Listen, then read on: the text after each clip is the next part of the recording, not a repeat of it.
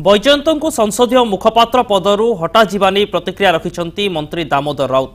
से कहते बैजयंत बीजेडी जड़े वरिष्ठ नेता, तेणु तांकू संसदीय दलर मुखपात्र कर वक्तव्य और लेखा को नहीं अनेक चर्चा है। से अनेक समय मोदी को प्रशंसा करुथिले।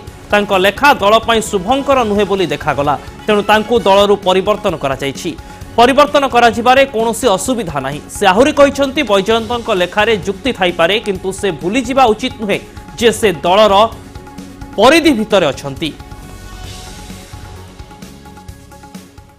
बैजयंत कथा अलगा, सी विजु जनता दल थाई धर नरेंद्र मोदी प्रश्न करेंगे, भारतीय जनता पार्टी सरकार सपक्ष कहे, जुक्ति पचर किसी सत्यता था कारण थाई पारे, किंतु से भूली जाऊ उचित नु से गोटे दलर गंडी भितर अच्छा से दलर क्षति घटे अन्य को प्रश्न करवा उचित नु।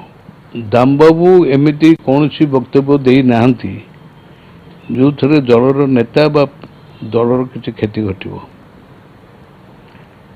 बीजेपी बोला एक कथा कहबार कारण होची भारतीय गणतंत्र समस्त विधि व्यवस्था परंपरा को उल्लंघन करी से केंद्र में कार्य कर